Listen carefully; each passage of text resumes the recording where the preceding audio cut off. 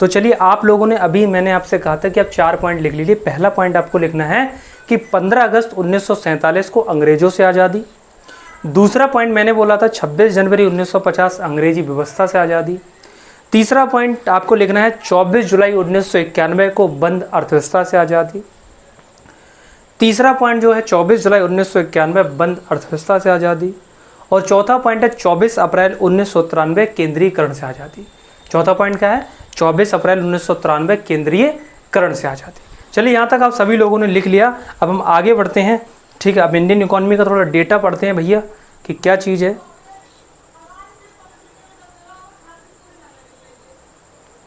ठीक है, यहाँ तक सभी लोगों ने नोट कर लिया। उम्मीद करता हूँ सारी चीज़ें आप लोगों को बिल्कुल क्रिस्टल क्लियर तरीके से समझ में आ रही होंगी। ठीक है भाई,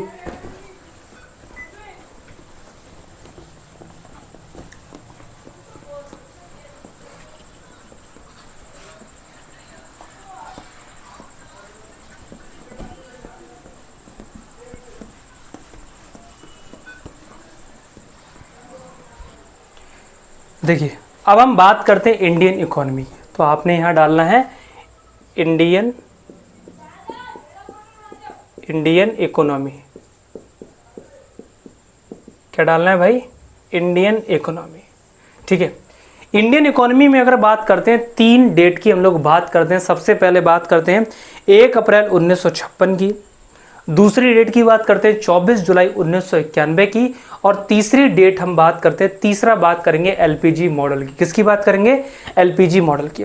अगर हम 1 अप्रैल 1956 की बात करते हैं, फिर उसके बाद बात करते हैं 24 जुलाई 1991 की। और तीसरा हमें पढ़ना है एलपीजी मॉडल के बारे में। ठीक है, तो सबसे पहले हम 3 प्रकार से इसको बांटते हैं।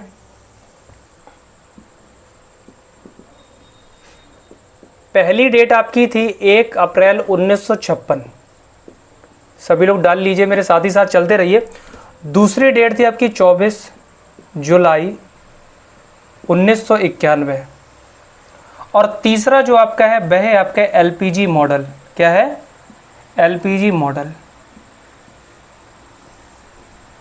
तो अगर हम 1 अप्रैल 1956 की बात किया जाए, 1 अप्रैल 1956 को 80% पब्लिक इकोनॉमी थी। 80% क्या थी? पब्लिक इकोनॉमी थी। 20% ही केवल आपकी प्राइवेट इकोनॉमी थी। कौन सी इकोनॉमी थी? 20% आपकी प्राइवेट इकोनॉमी थी। यानी 1 अप्रैल 1956 की अगर देखा जाए तो आपका 80%, एक आपका 20%, तो 80% आपकी क्या थी? पब्लिक इकोनॉमी थी। पब्लिक इकोनॉमी थी साहब, ठीक है साहब। और 20% आपकी प्राइवेट इकोनॉमी थी। 20% कैसी इकोनॉमी थी आपकी? प्राइवेट इकोनॉमी थी। ठीक है साहब, दोनों बातें हम समझ चुके। 1 अप्रैल 1956 के समय में भारतीय अर्थव्यवस्था की तारीख, भारतीय अर्थव्यवस्था में एक तारीख है 1 अप्रैल 1956। 1 अप्रैल 1956 को 80% पब्लिक इकोनॉमी थी। ठीक है, 80% जो इकोनॉमी पर कंट्रोल था पब्लिक का था। और 20% पर केवल प्राइवेट इकोनॉमी थी, प्राइवेट सेक्टर का कंट्रोल था केवल 20% पर। तो समय के साथ 24 जुलाई 1991 को ये देखा गया था कि आपका एक तरफ तो मेरे भाई कितना है? एक तरफ तो आपका 80% है और एक तरफ आपका 20%। एक तरफ आपका 80% और एक तरफ है 20%। तो 24 जुलाई 1991 को ये कहा गया था कि जो 80% पब्लिक इकोनॉमी है उसको घटाया जाए और 20% जो प्राइवेट इकोनॉमी है उसको बढ़ाया जाए। क्या करा जाए? जो 80% की जो पब्लिक इकोनॉमी है उसको क्या करा जाए? घटाया जाए। और 20% की जो आपकी प्राइवेट इकोनॉमी है उसको मेरे भाई क्या किया जाए? उसको बढ़ाया जाए। उसको क्या करा जाए? बढ़ाया जाए। ठीक है, फिर उसके बाद आया था आपका एलपीजी मॉडल। तो एलपीजी मॉडल क्या करता है? सरकार की भूमिका को घटाना तथा निजी क्षेत्र की भूमिका को बढ़ाना, यही था आपका एलपीजी मॉडल। एलपीजी मॉडल क्या था? सरकार की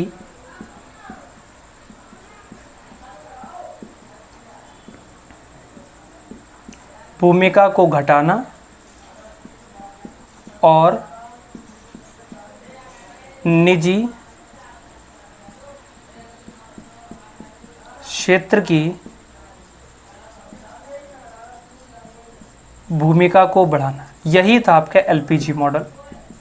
ठीक है, अगर कोई आपसे पूछ ले कि भाई बताइए एलपीजी मॉडल क्या है, तो आपको बता देना है कि एलपीजी मॉडल में ये था कि सरकार की भूमिका को घटाना था और निजी क्षेत्र की भूमिका को बढ़ाना था। तो यहाँ तक तीनों बातें समझ गए। तो इंडियन इकॉनमी में हमने बात करी थी तीन चीज़ों की। पहला बात करी थी 1 अप्रैल 1956 की, और दूसरा बात करी थी 24 जुलाई 1991 की, और तीसरा बात करी थी एलपीजी मॉडल की। अब हम बात करते हैं एलपीजी आखिरकार है क्या। ठीक है, क्या बात करेंगे, एलपीजी आखिरकार है क्या।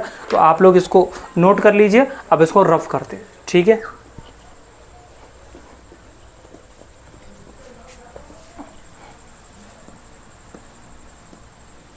ठीक, यहां हम डालते हैं एलपीजी। क्या डालते हैं, एलपीजी मतलब लिबरलाइजेशन, प्राइवेटाइजेशन, ग्लोबलाइजेशन। हिंदी में क्या कहते हैं, एल को कहते हैं लिबरलाइजेशन मतलब उदारीकरण, प्राइवेटाइजेशन मतलब आपका निजीकरण, और ग्लोबलाइजेशन मतलब आपका वैश्वीकरण।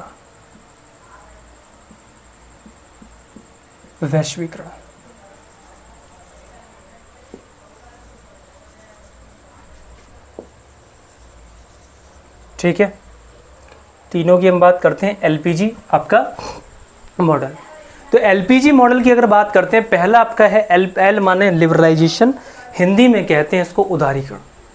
पी मतलब होता है प्राइवेटाइजेशन का हिंदी में मीनिंग होता है आपका निजीकरण। और तीसरा जो है आपका जी मतलब ग्लोबलाइजेशन यानी आपका वैश्वीकरण।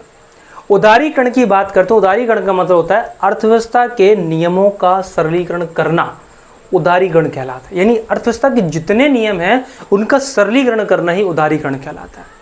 दूसरा वर्ड है निजीकरण। निजीकरण का मतलब होता है आंतरिक अर्थव्यवस्था के नियमों का सरलीकरण, यानी आंतरिक किसी देश की जो अंदर की अर्थव्यवस्था है, किसी देश की जो अर्थव्यवस्था, उसके अंदर जितने भी आपके नियम हैं उन सभी को क्या करना, उनका सरलीकरण करना क्या कहलाता है आपका निजीकरण। ग्लोबलाइजेशन यानी वैश्वीकरण का मतलब होता है बाहरी अर्थव्यवस्था के नियमों का सरलीकरण कहलाता है आपका वैश्वीकरण। तो अगर हम बात करते हैं उदारीकरण का मतलब होता है अर्थव्यवस्था के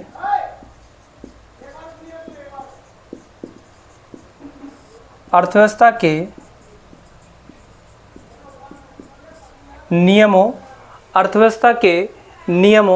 का सरलीकरण, अर्थव्यवस्था के नियमों का सरलीकरण ही क्या कहलाता है आपका उदारीकरण। निजीकरण का मतलब होता है आंतरिक अर्थव्यवस्था के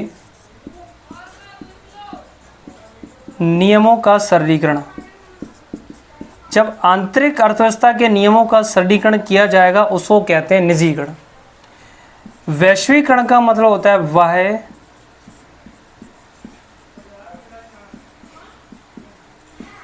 अर्थव्यवस्था के नियमों का सरलीकरण। बाहरी अर्थव्यवस्था के नियमों का सरलीकरण ही क्या कहलाता है आपका कहलाता है वैश्वीकरण। ठीक है, क्या कहलाता है वैश्वीकरण। उदारीकरण की बात करते हैं, इसको उदारीकरण को आपका इकोनॉमिक रिफॉर्म्स भी कहा जाता है। इसको क्या कहा जाता है, इकोनॉमिक रिफॉर्म्स यानी आर्थिक सुधार भी कहा जाता है। क्या कहा जाता है आपका इकोनॉमिक रिफॉर्म्स भी कहा जाता है। तो इकोनॉमिक रिफॉर्म्स कब हुआ अर्थव्यवस्था में, 24 जुलाई 1991। कब हुआ, 24 जुलाई 1991। आप यहाँ तक नोट कीजिए।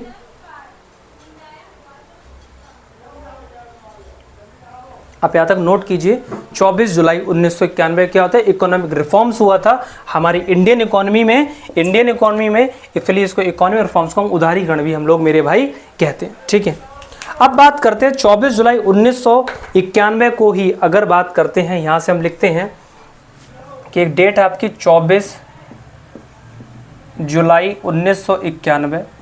24 जुलाई 1991 को आपका एलपीजी मॉडल आया। ठीक है साहब, एलपीजी मॉडल आया। ठीक है सर, एलपीजी मॉडल। ठीक, अगर एलपीजी मॉडल की बात किया जाएगा तो देखा जाए एलपीजी मॉडल का कॉन्सेप्ट किसने दिया था, तो एलपीजी मॉडल का जो कॉन्सेप्ट था, तो कॉन्सेप्ट देने वाले व्यक्ति थे पीवी नरसिम्हा राव। कौन थे? PV Narasimha Rao. LPG model को आपका ओपन इकोनॉमी, एलपीजी मॉडल को आपका कह सकते हैं ओपन इकोनॉमी, ओपन इकोनॉमी या न्यू इकोनॉमिक पॉलिसी भी कहा जाता है। क्या कहा जाता है? न्यू इकोनॉमिक पॉलिसी भी कहा जाता है। ठीक है, जो 24 जुलाई 1991 की बात है, 24 जुलाई 1991 को आपका एलपीजी मॉडल आया। एलपीजी मॉडल को आपका ओपन इकोनॉमी या आपका न्यू इकोनॉमिक पॉलिसी कहा जाता है। अगर आपसे पूछा जाए एलपीजी मॉडल किसने दिया इसका कॉन्सेप्ट, तो आपको कहना है एलपीजी मॉडल का कॉन्सेप्ट पीवी नरसिम्हा राव ने दिया था। किसने दिया था? पीवी नरसिम्हा राव ने। 24 जुलाई 1991 को जो इकॉनमी थी वो एक प्रकार की कौन सी इकॉनमी थी? वो आपकी थी ओपन इकोनॉमी। कौन सी इकॉनमी थी भाई? Open economy. तो ओपन इकोनॉमी एक प्रकार की थी, और कौन सी इकोनॉमी थी? ओपन इकोनॉमी का टाइप था मिक्स्ड इकोनॉमी। कौन सी इकोनॉमी? Mixed economy. क्योंकि मैंने कहा था जो इंडियन इकोनॉमी है वह एक प्रकार की मिक्स्ड इकोनॉमी है, यानी मिश्रित अर्थव्यवस्था। अब मिश्रित अर्थव्यवस्था में ये था कि जो पब्लिक सेक्टर था, एक तरफ आपका था पब्लिक सेक्टर और दूसरी तरफ आपका था प्राइवेट सेक्टर। ठीक है साहब, हमने पढ़ा था पब्लिक सेक्टर का रेशियो कितना था? 80%, इसका था आपका 20%। ओपन इकोनॉमी में करा गया था 1991 में। 1991 में ये कितना था? Public sector 80%, private sector 20%। अगर मेरे भाई अब देखा जाए तो अब ये रेशियो 4% हो गया है और ये आपका हो गया 96%। कितना परसेंट? 96%। ये 2022 की बात करता हूँ मैं। ठीक है, यानी इसको पब्लिक सेक्टर जो था वह 80% था, तो उसको घटा कर हम केवल अब 4% पे ले आए। लेकिन प्राइवेट सेक्टर आपका 20% था, उसको बढ़ाकर 96%, 96% पर हम लोग ले आए। ठीक है, 24 जुलाई 1991 को देखा जाए, इसके बाद एलपीजी मॉडल को ध्यान में रखते हुए 12 मई 2020 को आत्मनिर्भर भारत अभियान लाया गया था। कौन सा अभियान लाया गया था? 12 मई 2020 को एक अभियान लाया गया था, आत्मनिर्भर भारत अभियान को अपनाया गया था एलपीजी मॉडल को ध्यान में रखते हुए। किसको ध्यान में रखते हुए? एलपीजी मॉडल को ध्यान में रखते हुए। हमने यहाँ तक समझा कि साहब 24 जुलाई 1991 को एलपीजी मॉडल, इसको एलपीजी मॉडल भी कहा जाता है, ओपन इकोनॉमी भी कहा जाता है, न्यू इकोनॉमिक पॉलिसी भी कहा जाता है। ठीक, फिर हमने समझा था कि जो 24 जुलाई 1991 को जो एलपीजी मॉडल आया था, इसका कॉन्सेप्ट किसने दिया था? हमने कहा था पीवी नरसिम्हा राव ने दिया था। ठीक है साहब, ये एक प्रकार का ओपन इकोनॉमी है, किस टाइप का? मिक्स्ड इकोनॉमी, जिसमें पब्लिक सेक्टर था, प्राइवेट सेक्टर था। पब्लिक सेक्टर का अगर बात करें कितना परसेंट था? 80%, इसको घटाकर 2022 में 4% पर ले आए। और प्राइवेट सेक्टर था 20%, इसको बढ़ाकर हम लोग 96% पर ले आए। इसी को ध्यान में रखते हुए 12 मई 2020 को हमने आत्मनिर्भर भारत अभियान को अपनाया। किसको अपनाया? आत्मनिर्भर भारत अभियान को अपनाया। अब इसके बाद दोस्तों हम बात करते हैं इंडियन इकोनॉमिक मॉडल को। आप लोग यहाँ तक फटाफट इसको उतारिए, फिर हम आगे बढ़ते हैं। चलिए, यहाँ तक आप सब लोगों ने मेरे भाई नोट कर लिया होगा। ठीक है, अब हम बात आगे करेंगे आपका इंडियन इकोनॉमिक मॉडल, जिसमें हम प्लानिंग कमीशन योजना आयोग की बात करेंगे, दूसरा हम नीति आयोग की बात करेंगे। ये दोनों इंडियन इकोनॉमिक के क्या हैं? मॉडल है। ठीक है, चलिए अगली हेडिंग आप सब लोग अपनी कॉपी पर डाल लीजिए, Indian economic model.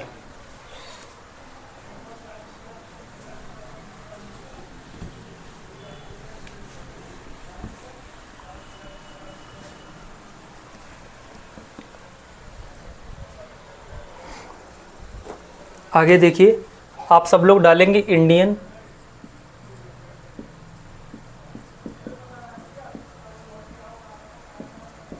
Economic model.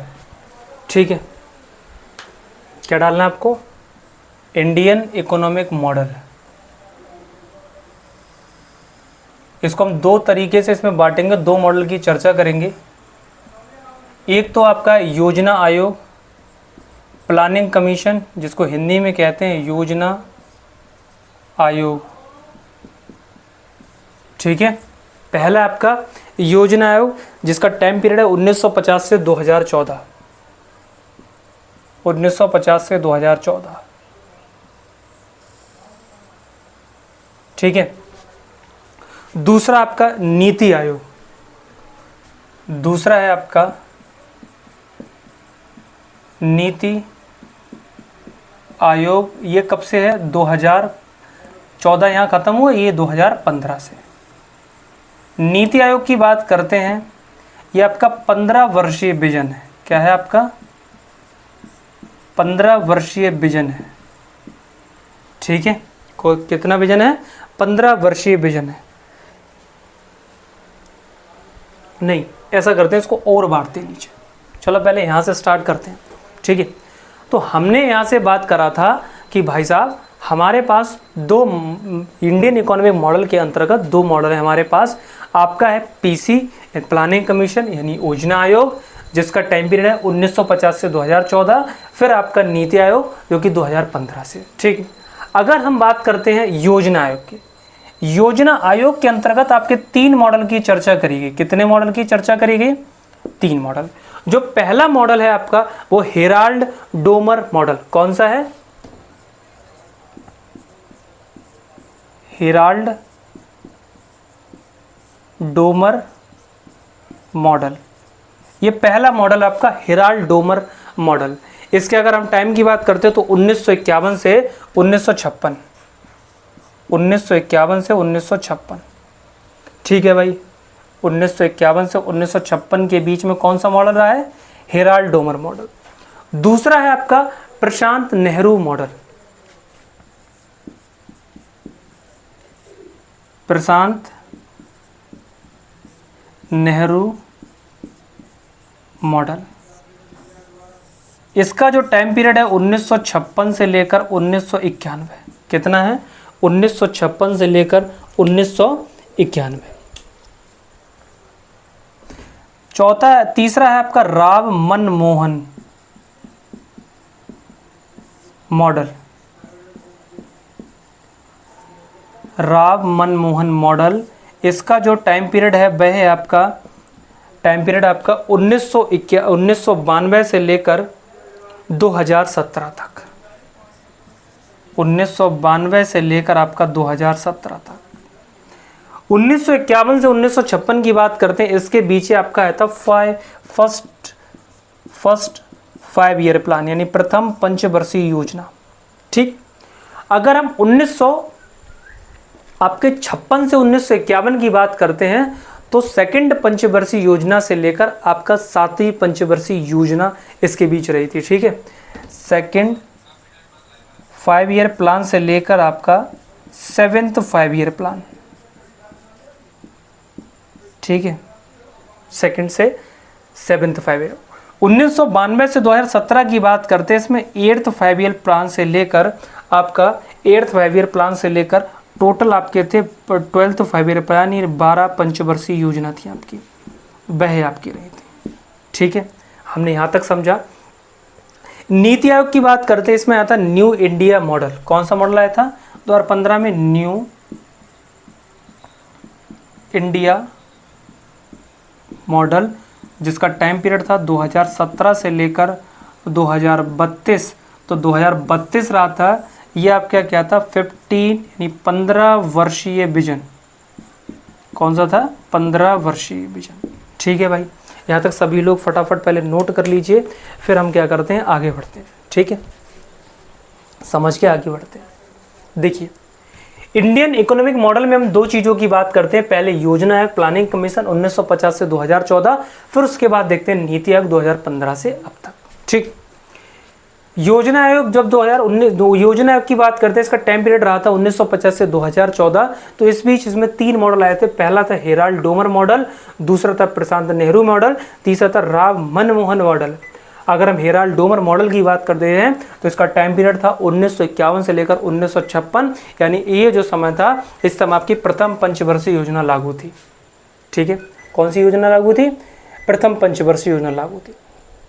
दूसरा जो है प्रशांत नेहरू मॉडल। प्रशांत नेहरू मॉडल की अगर हम बात करते हैं तो इसका जो टाइम पीरियड था 1956 से लेकर 1991 था। तो इसमें दूसरी पंचवर्षीय योजना से लेकर 7वीं पंचवर्षीय योजना किस मॉडल में लागू थी? वो आपका मॉडल था प्रशांत नेहरू मॉडल। ठीक। तीसरा है आपका राव मनमोहन मॉडल, जिसका टाइम पीरियड हमारे सामने लिखा 1992 से लेकर 2014। इसमें आपकी ईर्त पंचवर्षीय यानी 8वीं पंचवर्षीय योजना लेकर 12वीं पंचवर्षीय योजना जो चली है इस मॉडल के बीच में रही है, जिस मॉडल का नाम है राव मनमोहन मॉडल। फिर उसके बाद आपका नीति आयोग 2015 में, और 15 से जब नीति आयोग आपका आया था तो इसमें मॉडल आया था न्यू इंडिया मॉडल, जो कि था 2017 से 2032 तक इसका टाइम पीरियड है। और ये क्या है 15 ईयर विजन, यानी 15 वर्षीय आपका क्या है आपका विजन। ठीक। अब हम मेरे भाई बात करते हैं साइज ऑफ इंडियन इकोनॉमी, यानी भारतीय अर्थव्यवस्था का आकार किसके आधार पर, जीडीपी के आधार पर। तो जीडीपी के आधार दो तरीके से बांटेंगे, एक तो आपका एब्सोल्यूट जीडीपी या नॉमिनल जीडीपी के आधार पर, दूसरा हम बांटेंगे परचेसिंग पावर पैरिटी यानी ट्रिपल पी के आधार पर। ठीक है, तो चलिए हम इसको हेडिंग को डालते हैं अपना, इसको रफ करते हैं।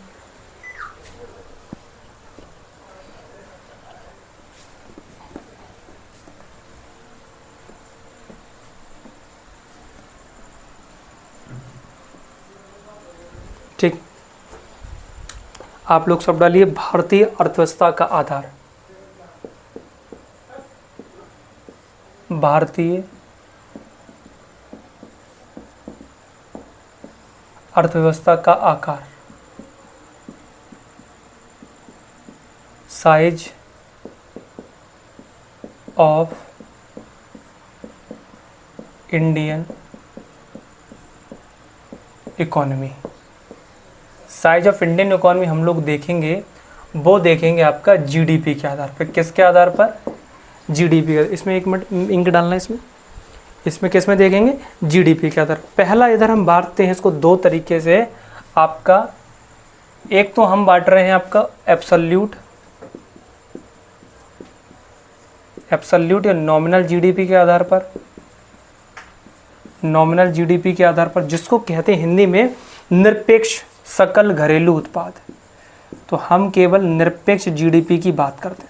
अब कुछ लोगों के दिमाग में आ गया आखिरकार जीडीपी क्या है, तो चिंता आप लोग कतई ना करें, आगे की क्लास में हम जीडीपी को भी पढ़ेंगे और आपका इकोनॉमिक डेवलपमेंट, आर्थिक विकास को भी पढ़ेंगे, और आर्थिक नियोजन, इकोनॉमिक प्लानिंग, सारी चीज़ों के बारे में हम आगे पढ़ेंगे।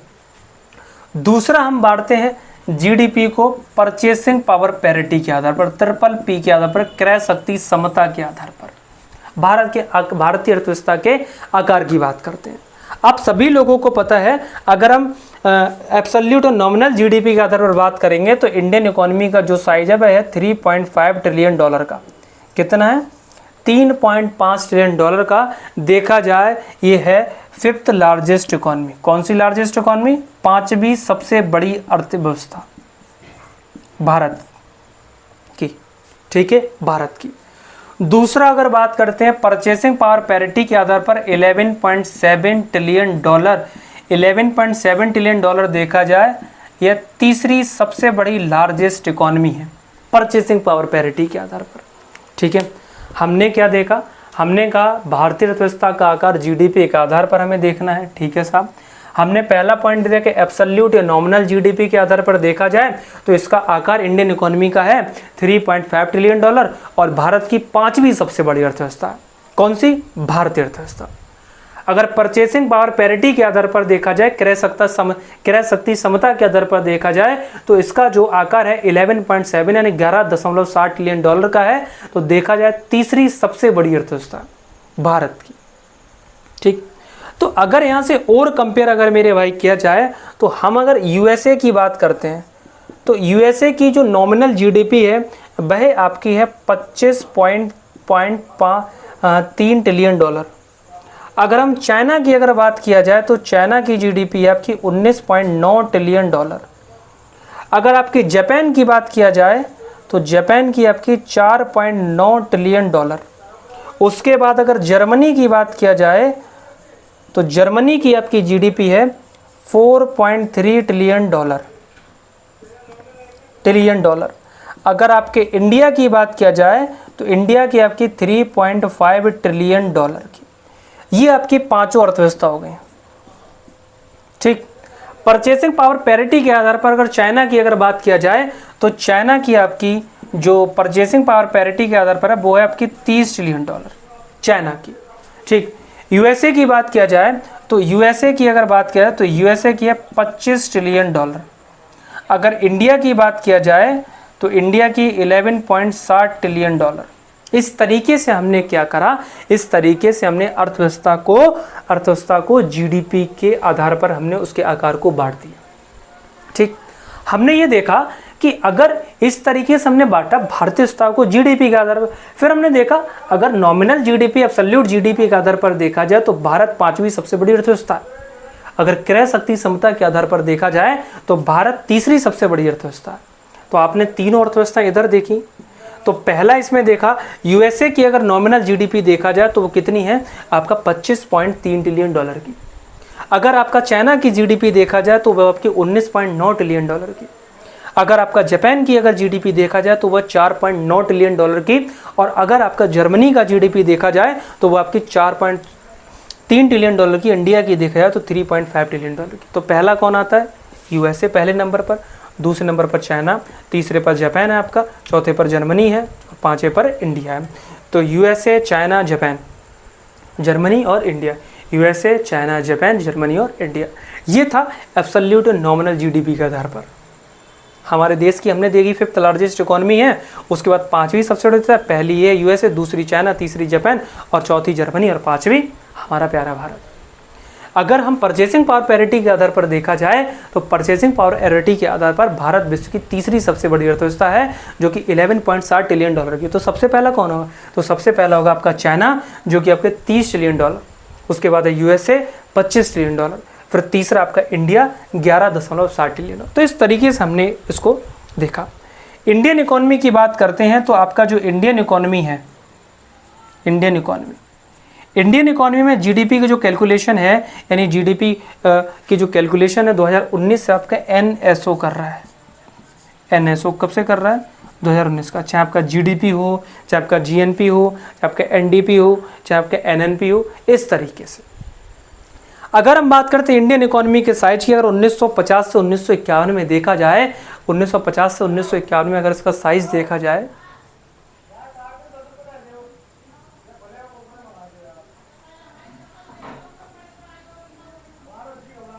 ठीक है, तो अगर मैं देखा जाए इंडियन इकोनॉमी का, सबसे पहले अगर देखते हैं इंडियन इकोनॉमी को, सबसे पहले 1951 में सीएसओ बताता था इंडियन इकोनॉमी के बारे में। ठीक है, इसको मापता कौन है जीडीपी के लिए, जीडीपी, एनडीपी, जीएनपी, एनएनपी, सबसे पहले 1951 था, एक आपकी संस्था थी सीएसओ। फिर उसके बाद 1950 में थी आपकी एनएसएसओ, दोनों को मिक्सचर रूप से 2019 में बना दिया गया था। एनएसओ 2019 में बना दिया गया था। अब जीडीपी हो, एनडीपी हो, जीएनपी हो, सबकी गणना कौन करता है, एनएसओ है। अगर इंडियन इकोनॉमी का साइज देखा जाए 1950 से 1951 में तो वो था $30 बिलियन का। कितने का, $30 बिलियन का। 1950 से 1951 में कितना साइज था, $30 बिलियन का। फिर 1991 से 1992 में देखा जाए तो इसका साइज बढ़कर हो गया $266 बिलियन। कितना हो गया, $266 बिलियन। फिर उसके साथ ही साथ तीसरा हम बात करते हैं 2021 और 22 में इसका साइज बनकर हो गया $3.1 ट्रिलियन और 2022 से 2023 में इसका साइज हो गया $3.5 ट्रिलियन। यानी आपने क्या देखा, हमने ये देखा कि इंडियन इकोनॉमी के साइज में सबसे पहले हमने एक 1950 से 1951 का जो आंकड़ा लिया, फिर हमने इसमें देखा, इसमें जो साइज था आपका $30 बिलियन का था, $30 बिलियन का। फिर हमने देखा कि 1991 से 1992 की अगर बात किया जाए तो इसमें साइज बढ़कर हो गया $266 बिलियन का, $266 बिलियन का। फिर हमने देखा कि 2021 का और 2022 में इसका साइज बनकर हो गया $3.1 ट्रिलियन का। फिर 2022 से 2024 में अगर इसका साइज देखा जाए 23 या 24 में, ठीक है, 22 से 23 में देखते हैं, चलो 23 में देखते हैं, तो इसका साइज बनकर हो गया $3.5 ट्रिलियन का। तो आपने देखा इंडियन इकोनॉमी का साइज इस तरीके से बढ़ा कि 1950 में 50 से 91 में साइज था इसका $30 बिलियन का, और आपका 1991 से 92 में था $266 बिलियन का।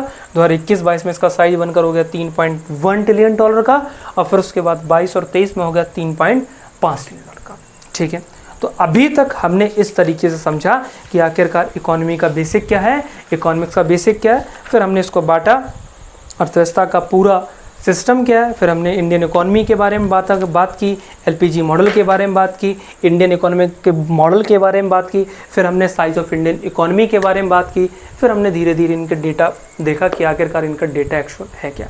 तो दोस्तों उम्मीद करता हूँ सभी को सारी चीज़ समझ में आ रही। तो आज की वीडियो में बस इतना ही, मिलते हैं नेक्स्ट वीडियो में। अगला हमारा टॉपिक रहेगा भारतीय अर्थव्यवस्था के क्षेत्र। थैंक यू, जय हिंद।